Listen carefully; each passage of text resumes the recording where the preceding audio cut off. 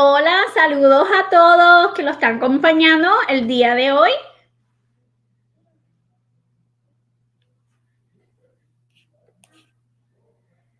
Ok, buenos y saludos a todos que lo estás compartiendo con nosotros hoy. Vamos a darle unos minutos a todo el mundo para que puedan compartir con nosotros.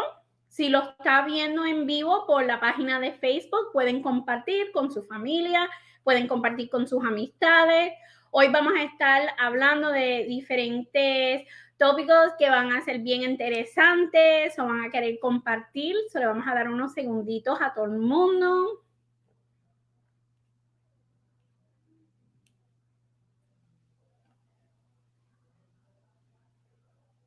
Ok, y bienvenidos a todos. Como ustedes saben, yo soy Mariela Carnaval. Soy la directora de Minorities for Medical Marijuana Latin Outreach Program. También soy la fundadora de Rosebud Cannabis. Hoy tenemos a un invitado bien especial que va a estar con nosotros. Él es Aaron Lopez. Él se asocia con la National Hispanic Cannabis Council y él va a compartir con nosotros una información sobre the US Hispanic Cannabis Awareness Perception Study. Hoy vamos a hacer el show un poquito diferente, so vamos a estar transmitiendo esta información en inglés, pero como siempre, cualquier duda que tengan, siempre pueden conectarse con nosotros. Aaron, thank you so much for joining us. It is a pleasure to have you on. Thank you. Aaron, oh, yes. Welcome. Please tell us a little bit about yourself. What is your role as founder of Political Capital, and what is your role with the National Hispanic Cannabis Council? Well, once again, thank you for having me on, and any opportunity I have to come on and talk about our role in the industry, I'm excited to do that. So, as you said, Aaron Lopez, we founded Political Capital about 10 years ago. I've been involved in campaigns and elections all around the world, as well as lobbying for different groups and different organizations. Our main focus at Political Capital is on the medical side of things having to do with the FDA. We represent different companies with that, but plus probably half our business is with the cannabis clients, where we go through every state where our clients are to modify, change, and enhance the laws to make the business environment better. And this has then migrated over where I was recruited by the National Hispanic Cannabis Council to kind of bring some of those talents in to help then promote Hispanics in the industry. We realized that there was a real need to recognize the efforts of Hispanics and what they do, who they are. And we realized that we need to do a couple of studies at the very beginning of, first, who's in the industry, and second, what is our role as Hispanics in the industry and our impact on it as well. And so those have been our main focus over the last couple of years. And that's part of the study that you're referencing. We got a lot of information. Nobody's ever done it before. So we're happy to be here to share some of that information with you guys. Yes. And before we gonna go into that, I kind of just want to touch a little bit more on your work. Because when we hear about the cannabis industry, you know, we think of the events, we think of the festivals, but there's like a non-sexy part to it, which is the advocacy, the lobbying. We had the privilege of doing our lobby day in April. We went back now in September and attended the Congressional Hispanic Caucus. So when you're talking to legislators, like, these are the real decision makers. These are the pivotal people that we need to speak to. Give us a little bit more on, I mean, you've been in this industry for such a long time, from where you started, where we are, the challenges you faced, those hurdles you've had to overcome. Well, you know, you bring up some good points. I mean, here, especially on the East Coast, you know, the movement started many years ago on the West Coast. But as it slowly has migrated towards the East Coast, we would go meet with some of these legislators, and and their lack of knowledge of it. They hear all these negative aspects towards it. So we really had to, and our main job is going in and dispelling a lot of those myths and what it is, what the plant does, the good it does. And it's trying to find out, there are so many personal stories with this industry. And I think you and I were talking a little bit about that before, not just with those of us in the industry, but also with legislators. I would say even before I got into the industry, I had legislators reaching out to me, Aaron, because we were in the medical side of things. Aaron, can you talk to me a little bit about cannabis? What does it do? How does it help? And it was those guys that got me into this. And so you look at North Carolina, that is really trying really hard to pass legislation. The main proponent of it is senator there, who had to smuggle in or sneak in, however you want to say it, into his own state as a legislator to go ahead and deal with his own cancer that he was dealing with. He was saying that it was the only thing that could help him, and he was doing it alone. And so our big thing is going into these legislators and educating them about the plant, its history, the use of it. A lot of them compare it to some of the other drugs that are out there, but we have to inform them that you would much rather people use cannabis than the opiates that they get so addicted to, and that is such an easy thing to turn to because the insurance pays for it. But so it's a bit of a struggle, and I don't know if I wouldn't call it sexy. I love it. I think this part of it is great. And especially the wins are wonderful. When we wrote the laws in Virginia to see that move forward, and we wrote the laws in West Virginia to see those move forward, those are things that you get to point to, say, hey, I helped do that. Even at the safe banking, as that went through the committee for the first time in the Senate, you heard the senator from Nevada call out NHCC and thank them for the education and everything that we were called out, and from the committee meeting, and those are the things you feel good knowing that you fought for, you pushed for, not just for the use of it, but to protect those in the industry as well. Because we stand on the shoulder of giants, of all those that came before us, and everybody that has struggled to push it forward. And now we're in that last little bit of a push to finally get it to where it is today. I love that you touched on the part. I mean, I love the advocacy side of it. I love the policy and regulation side of it, because you really get to see the work. And I know when I first started, every state is so different. Yes. And it's crazy to see how one way or another, every state has some type of program. But when we would go meet with a lot of these Congress members, they wouldn't have someone in particular that was working within their cannabis policy. And it was like, who can we speak to? And it's like, well, do you want someone in medical? Do you want someone in agriculture? Do you want someone in infrastructure?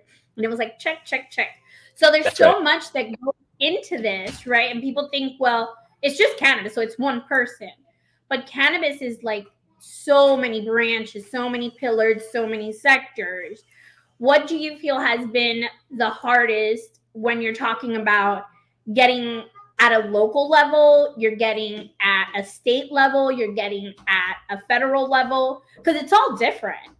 And everyone in their state, I don't think they understand that, what you do in your state might not be the same versus what might go at a municipal level versus just federal as a whole. So what has been your experience when you're talking about policy?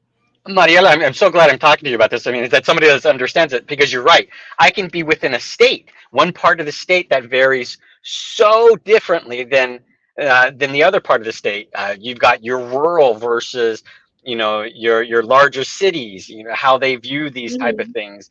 And you do have to go, Republican, Democrat, how you approach them, how you talk to them is vastly different with each group. And I love the state level work because they seem to get it. It affects them more. It touches them more than at the federal level. And the federal government is designed to move slowly. That's what its purpose is. And you'll see states, their whole session in a state is sometimes 2 months.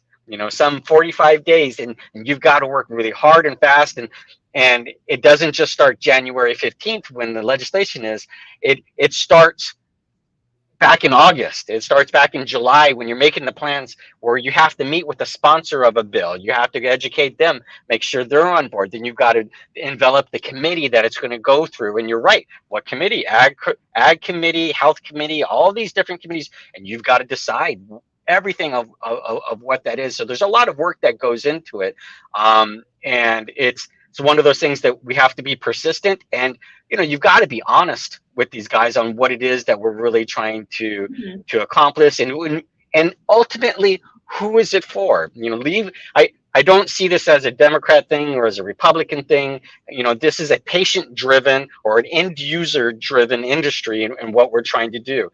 My goal as a lobbyist, when I represent some of these companies, is making sure that we have the safest product and it's accessible by the users.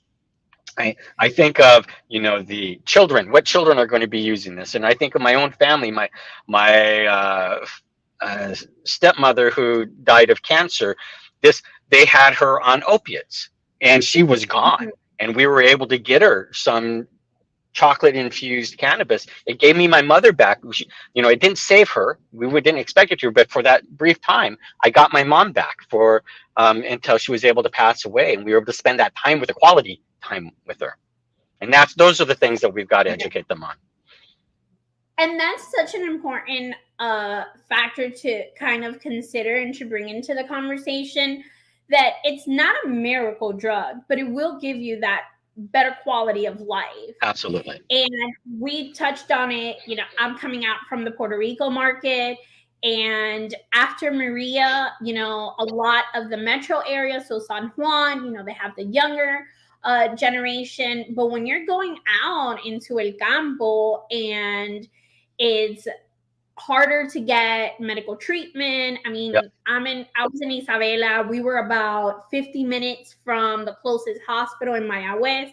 So you're not going to be driving back and forth. We started to see so many people turn to cannabis. We experienced the earthquakes, and I mean, nothing was open. Gas stations were closed. Everything was closed, but dispensaries were open. One, because of regulation, because they have to be operational no matter what. Yeah. So they have to have backup generators. They have to have their security systems up and running. And they took advantage of that. And it set them up for success because they were able to operate while other businesses couldn't. But we had lines that wrapped around so that need for it. So with that, I kind of want to segue into your survey within the Latin community, because we are very large in numbers. Well, yeah, and you wouldn't know it by being called out for it or being representational in ownership of that nature. But we are a pretty large force in it. We were talking beforehand that we actually have two surveys out. The first one was to kind of take a look at those business people inside of the industry itself. And when we realized we don't know enough about the consumer. And so that's what this study was really looking at. What is the consumer? Who is, and not even just the consumer, what does your abuelita feel about this? What does, is she going to get mad at you? Do you not use this because of that? It took me a long time before I told my mom what I did in the industry, because, and as I said, I'm 52 and I'm still scared what my mom is going to think about what I do. And so this is, it's an interesting industry because of the complexity of it, because it's illegal still at a federal level, but yet legal in most states now. And who it is, what we found out that we have about 2.5 million consumers out there that have at some point within a 6-month period, partaken of cannabis. And we found out that they average about 4 purchases a month at about $100 a month. Comes out pretty close to about $2.5 billion a year in cannabis purchasing. So we have a large block. And what we've come to realize in these purchases, they are looking for those Hispanic owners as well. They want to Mhm. purchase from Hispanic owned dispensaries or companies. They're looking for that. At NHCC, we have a lot of our corporate members who are not Hispanic owned, but what they're looking at this in the, well, we can't ignore this. We can't ignore who the purchasers are. They're starting to look at carrying, Hispanic owned brands. They're starting to look, and they're now Mhm. asking for, to get them in touch with these smaller producers.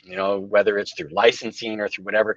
But they're looking for a way to tap into the market because they're realizing the enormity of what that is. And what we talked a little bit about the stigma before. One of our main purposes at NHCC is to help get rid of that stigma of cannabis, so that you're proud to tell your family who you work for, what you're doing. I'm proud that I'm part of the tip of the spear out here legislatively, going ahead and forging forward with legislation. Um, and what we're finding out is while 75% to 80% of people are comfortable with themselves, still 65% of those guys are still a little nervous about telling their friends about it. It's still like, yeah, this is what I do, this is what it is, because of that stigma. But people are becoming and growing, and we're going to do this survey year after year so that we can see the growth of it and see where attitudes and change. And we what we did is we looked at the acculturated and the unacculturated people. And I will tell you, for those of you that don't know that term, I didn't know that term until we did the survey, that acculturated is somebody who was fully immersed themselves into the American um, system, and the unacculturated are those that still primarily speak in Spanish, still primarily live their lives in Spanish. And I realized that I was an acculturated member of this organization here, this group. But we looked at everybody, who, Mhm. what are my value differences, being raised here, and those that are newly here to the country, do they vary, are they different? And we even broke it down to what country did they come from, age. So we really took a very deep look into who is doing this. I really love that you guys did do that, because I did see how you guys broke down into the percentage. I know you have, and I had it up like 2 seconds ago. Um, but the different groups in the Hispanic and Latin communities, Correct. you had communities from Mexico, Puerto Rico, you guys had Colombia. So it's good to know that although each heritage country identifies as itself, but at the same time, we can come together and we do want that representation.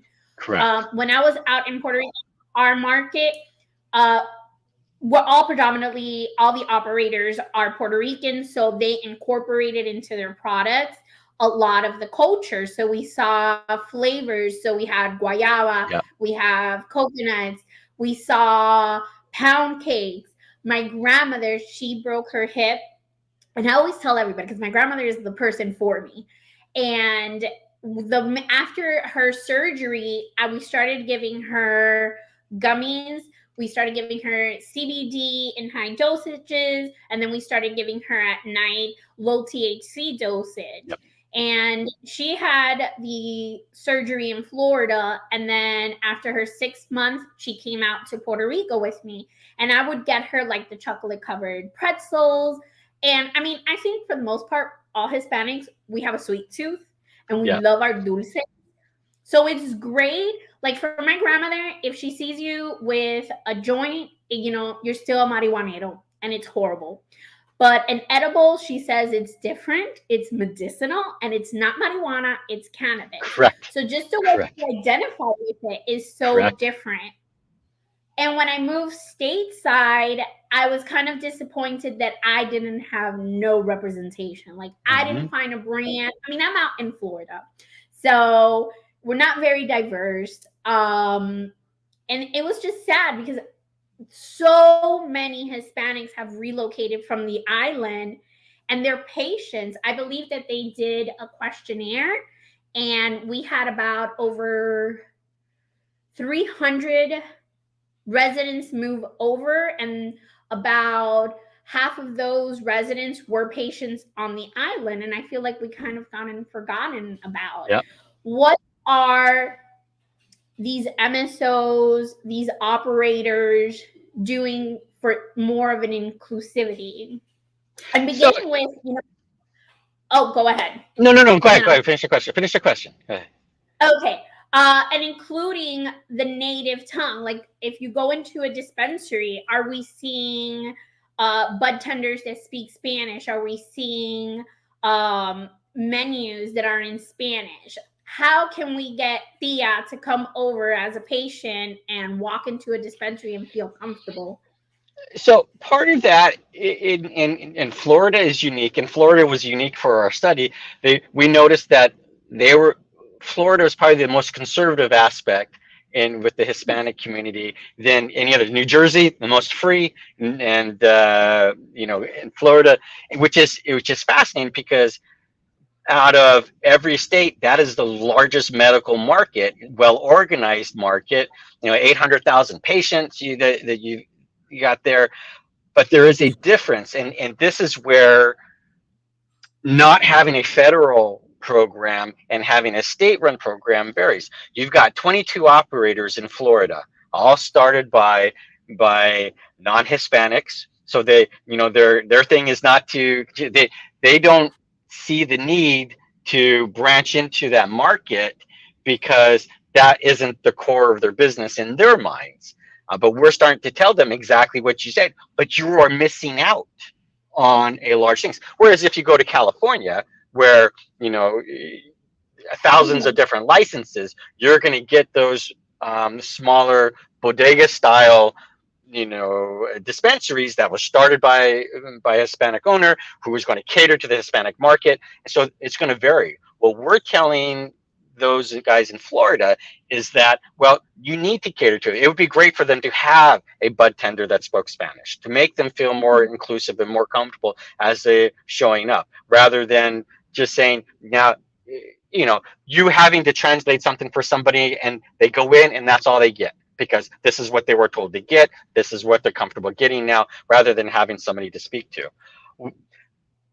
While we don't want to make it as cliche as a supermarket Hispanic aisle where you go in and you get your tortillas and your sauces or whatever from just that one Your aisle. the Goyo section. Yeah, yeah, exactly.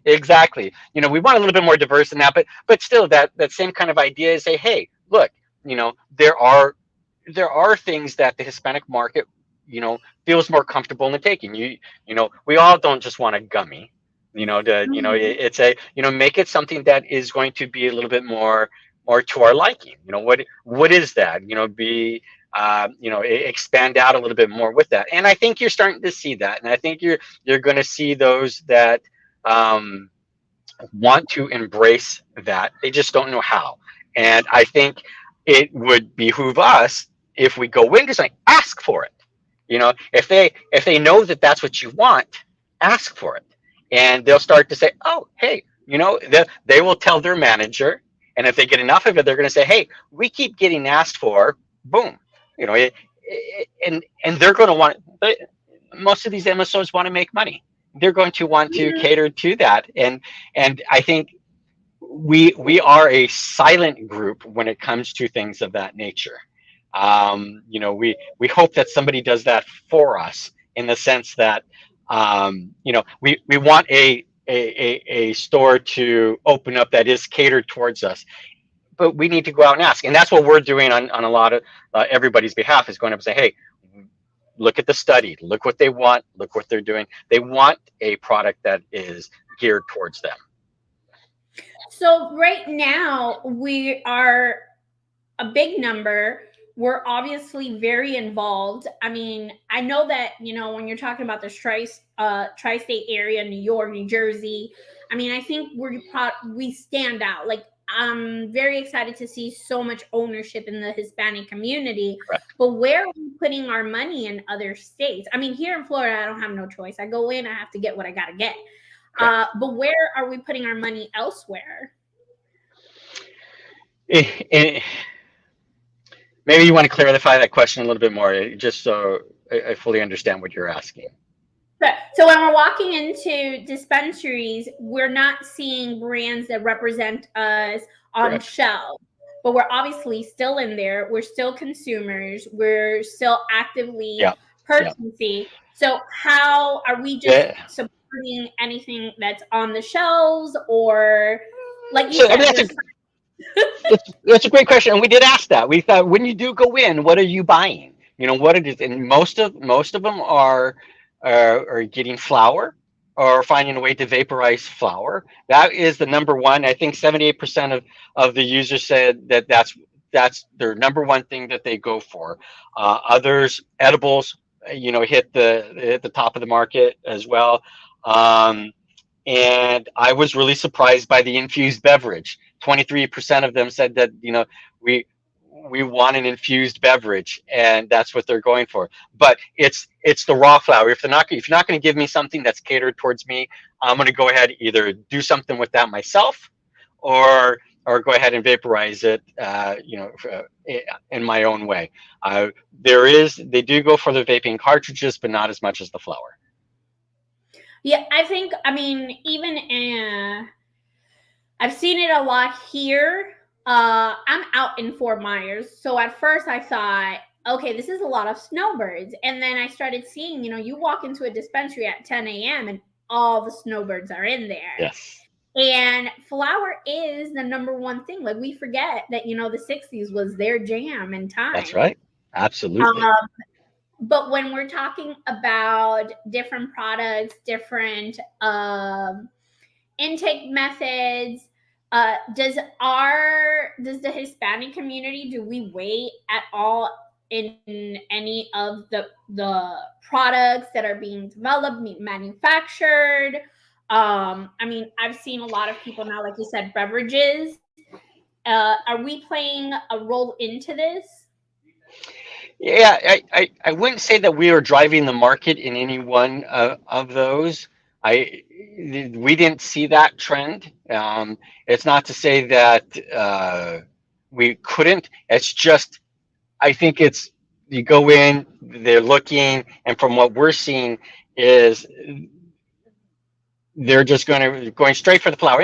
And with most people, I think, most people are. You do, however, see we do have a topical. About 21% of them said that they use a topical, and I think, we're used. I mean, I remember my grandmother rubbing Vicks all over my chest, and they were used to some of those topicals as healing things, and something being done of that nature, and so that the touching aspect of it, is there. Well, but other than that, we didn't see them really driving any other product, heavily.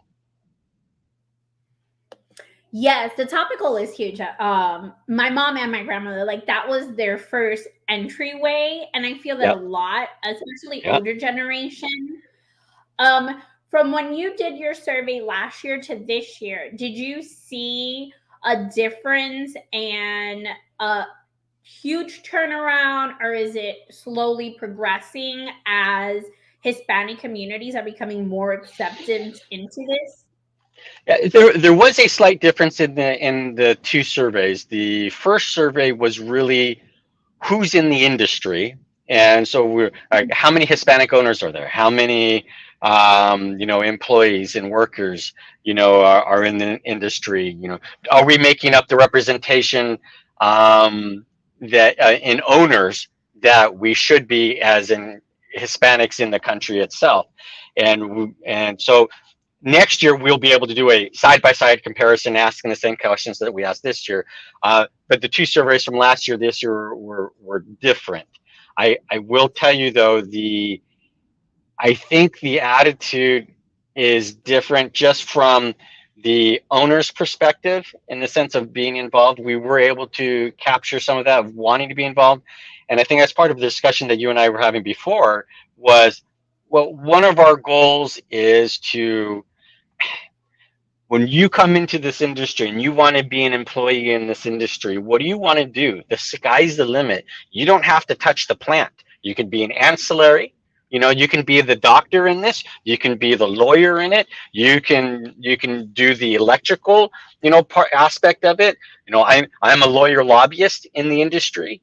I don't see many other of me in here, and I encourage them to come and join me on this. And so I love being able to play double duty when I'm in there. I get to speak for the National Hispanic Cannabis Council. I also get to speak for my clients, moving both agendas forward. But I don't want people to just think of the Hispanic worker in the industry, and this is part of the goal of our organization, is you can do a lot of things, not just grow the plant. And I think that's where a lot of outsiders, when they think of us, what they're thinking is like, oh, you work for a cannabis company, so you grow it, you touch the plant, you do something. No, I'm a lobbyist for the industry, or I have friends that are doctors, and friends that are architects, and friends that are so many other things in this industry. And the sky's the limit, in what you can do in here. I love that you said that. And we're going to take it back into policy and regulations, because I can talk about that all day. But when we're advancing, and I sat in a session panel where they were talking about advancing higher education in Latino communities. And I believe only 23% of Latinos are graduates with a degree, which is kind of sad because it sounds like such a small number. But when you think about it, a lot of us are just first generation. In my family, correct, I'm that first generation. And we're breaking barriers. I mean, a lot of us come from, I was like 5 or 6 from the moment you could read, and all of a sudden you become the family interpreter and representative. So as those numbers increase, and there's so many pathways for education, whether it's trades and services, higher educations, do you feel that this industry can be that pivotal pathway and gateway to more ownership, more stakeholders for Latinos? Absolutely. I don't know of another industry that's even more possible than what it is. You talk about that. The high school that I went to in South Central LA, little city of Bell, I started off with 1,300 kids my freshman year. We had a dropout rate of 53%. For this, and it was because like you're saying, kids had to work, kids had to help support the family, they had to drop out. There's so many other things in our culture that are vastly different than in others, but we have many stories in this industry of guys starting off at bud tenders, rising up to be a manager, rising up to be a district manager, rising up through the ranks. Now they're at executive levels and are going through that whole thing. Or just going through and saying, hey, I worked for a dispensary. I can go out and get a license myself. And they work at it, and now they're owners. And so it is very possible to do it. And this industry, as I said, probably more than any other, those opportunities are there to grow, no matter what level you start off at. No, yeah, and that's very important, because people don't understand that it does not matter what you do. I mean, you can be a carpenter, you can have a cleaning service. It doesn't matter. You can pivot your services into this industry. Absolutely. Aside from tech that is emerging, and that falls more a little bit into the higher education aspect of it, but I feel that cannabis is the only industry right now that is growing, it's emerging, and it's going to create that pathway for people to get in. And at that entry level, I mean, we weren't around when alcohol was being legalized. So this is kind of the moment for us. And I love to see, I mean, we have with M4MM our Ready, Set, Grow program, where we worked with HBCUs. And then this Yep. year, we're looking now to work with more HCIs, which are the Hispanic colleges and institutions. So it's great to see that whether it's at a local community college level or whether you're going into, it just left my mind, universities and colleges. It's all a way that you can educate yourself, you can find that way into the industry, and you don't have to touch the plant. I mean, Correct. I can't touch the plant. I would kill my plants. So that wasn't a path. And that was when I first came in, that was the thing for me, because I was coming from the legal world and I was like, wait a minute, I can't leave my job to become a bud tender. So what else can I do? And at that point, like that was it. It was like, well, you got to become a bud tender. And as I educated myself more, the industry started to grow. We started to realize, like, hey, you need so many other Yep. services and ancillary. I mean, I'm such the advocate for ancillary Yep. services. Well, I So, think I think you're absolutely right in that. If you want to get in, if you want to do it, or you have the opportunity to, I mean, there are so many things you can do with, like I said, the ancillary groups. Once we get safe banking passed, there's going to be banks that are going to be catering to this and their services. There's going to be a whole bunch of other, even more services that are geared towards this. And once you become more, I will tell you, my first 2 years in the industry, I worked for free. So I can make sure I could educate myself and understand everything that was going along. So then I could prepare to do this full time for people. So if you want to get in, there's the opportunities to be involved. and now I feel like us Hispanics, we're kind of, we're making waves in so many different sectors. So as we're coming into election year, uh, whether it's at a state or federal level, what power does the Latin community have to push for more advocacy, regulations, and policy? Well, so it's I think if this study showed anything, is that while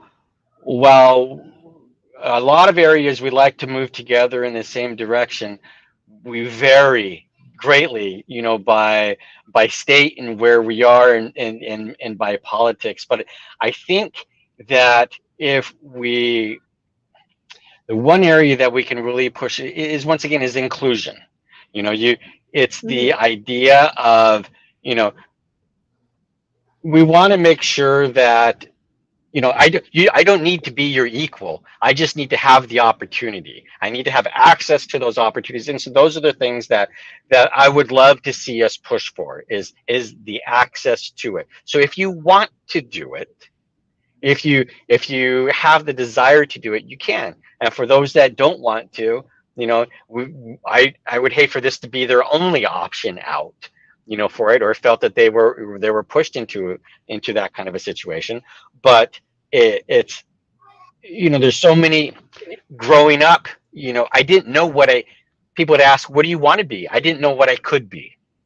And being shown Mm-hmm. that this was the opportunity, and that I never knew as a kid that I could be one of the main lobbyists in the cannabis industry. Never. That was obviously not ever a thought in my mind. But we came in, we forged our own paths, and so, just as I said, the access for it.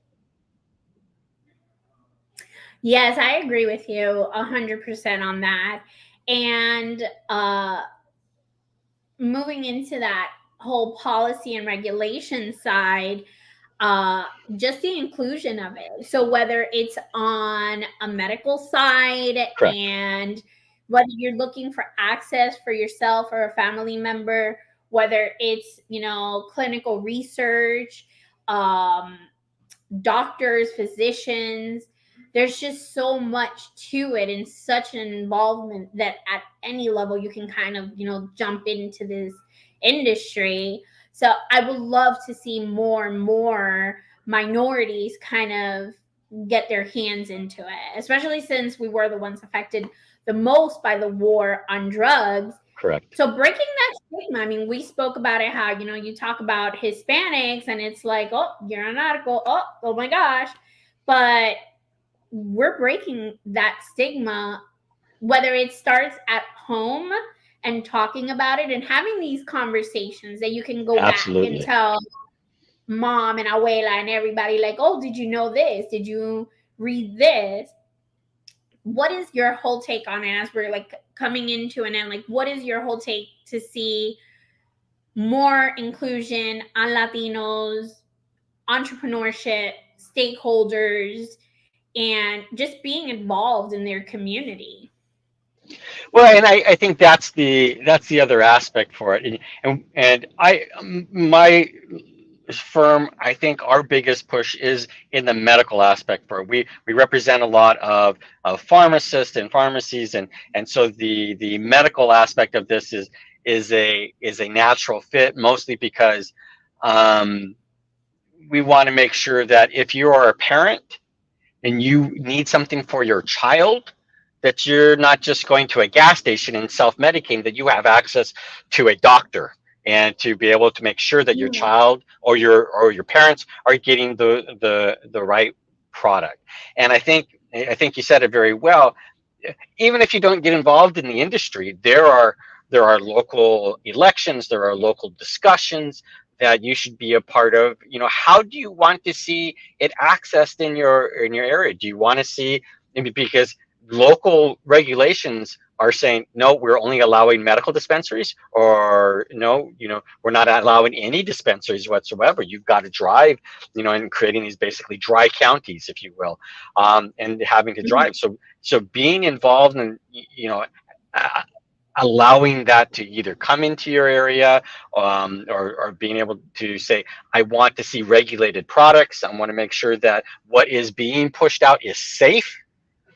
You need to come in and speak up. I will tell you that as I talked to about this with my own kids, and breaking with them, and to be honest, this was the first time I was ever cool to my kids, was the fact that their dad worked in the cannabis space, and they would brag to their kids, hey, my dad's speaking on this in Vegas, he and so it was highlights of a fatherhood. But it is having these discussions. It is opening up and talking about what are the needs, how are you doing it. So um, you know, my whole take on this, you know, it's it's hard. If you go to church, it's hard to talk about this at church, with your friends. You get a little nervous about it, but I've openly spoken about it. What I do. This is what I do. Because I'm proud of the Mhm. fact. And having that orgullo, the pride. You're just going. This. I I like what I do, and I like the effect that it has, because I know that people are getting access to medication that is needed. What it does for Parkinson's, what it does for people with AIDS, what it does for all these variations. We talked about it before. It's not a cure-all; it's a quality of life.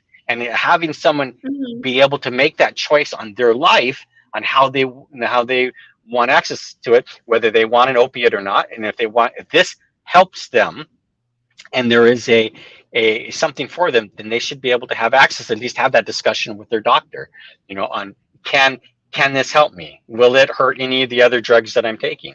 But to have that discussion. Yes, we were fortunate to have a conversation with the Kennedy Foundation where they said that they didn't have anyone in their team that was educated or knowledgeable on cannabis, but they had a lot of patients that were going through dialysis that was asking them, I'm taking already all these medications, Yep. or I can't even take these medications. Can I use cannabis? And I mean, we started a great conversation off of that. When Yep. you're talking about community leaders, we have so many people that, we've had research on how it's helped with the opiate crisis. We've had research on how it's helped with alcoholism, which I feel in the Latin community, I Hmm. mean, I think in all communities, but in Latin communities, we see so much alcoholism.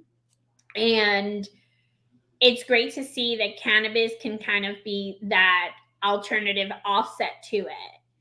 And I love that when you're talking about, community reinvestment, I think oh, because, you know, it's going to have to be directly with the patients or getting a dispensary in. But it's like, no, you can have community reinvestment that goes into programs for school that allocates for more, you know, financial literacy for students at high schools. There's so much that this industry can do. And if we get more involved, we educate ourselves and we educate our community, that's how we can progress and that's how we can make a huge impact. Well, you know, and you bring up a really good point. And some of my clients that I've worked with, they've partnered with local universities for internships and different programs for those of proper age that can come in and work, because we have a special science just for lighting. How do we light our plants? How do we grow our plants? It's vastly different with the indoor grow than what they do in other places. They also, you know, the agricultural aspect of it. You know, you can bring these guys in, have an internship with them on how to grow. You've got your constructions, you've got your hydroponics, you've got your different medium for grow. You got all these educational opportunities that they can come in, learn from. They don't have to stay in the industry, but they can come in and learn about it. And because of just the leaps and bounds in um, in advances that we are doing.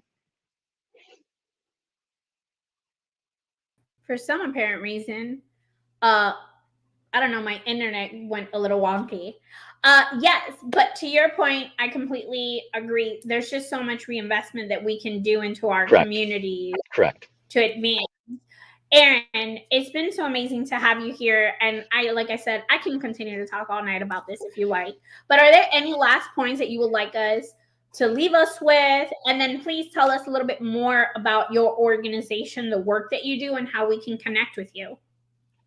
Yeah. So thank you for putting that up there. NHCC is a labor of love for us in what we're doing in advancing this.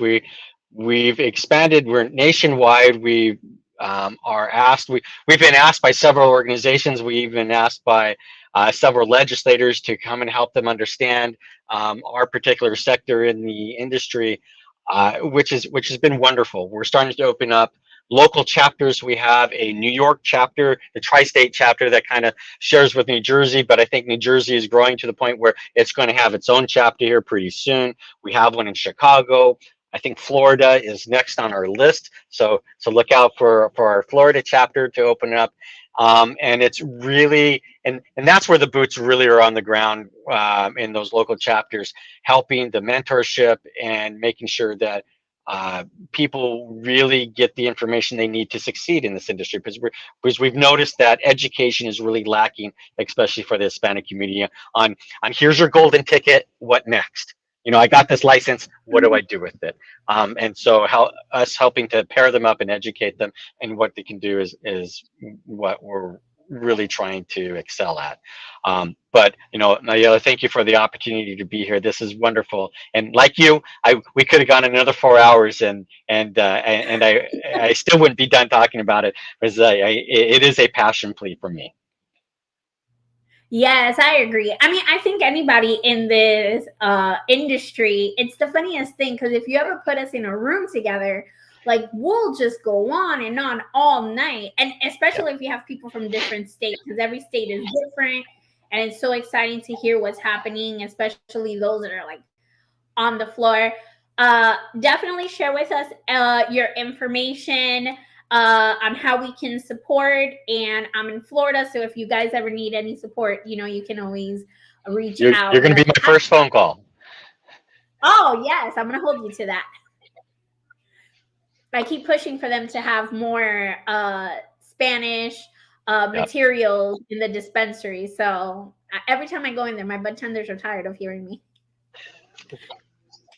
But thank you so much, Aaron. It was wonderful having you here. And please go to their website, National Hispanic Cannabis Council, so you can download their survey, share it, especially if you're looking to get into the industry, if you're an operator, and it doesn't matter at what level. it's always great. Data, my grandmother always said it doesn't matter what you say, it's always what's on paper, and data moves things. So please check it out, Absolutely. read it. It has so much great information about our community and how we perceive this industry. Thank you again, Aaron. It was wonderful to have you here. We look forward to seeing you in the future, and hopefully we'll be able to see you at MJ Biz. Yep. Awesome. Looking forward to it, Maria. Thank you. And thank you for everyone that joined us. For those of you that would like to watch the replay, you can always visit our Facebook page, Minorities for Medical Marijuana, and for MM United. You can catch the replay, or you can go to our YouTube channel and catch up on any episodes you've missed. Thank you again, Aaron. And thank you to our audience. It was wonderful to have you all join us. Have a wonderful night, and we'll see you next month. Thank you.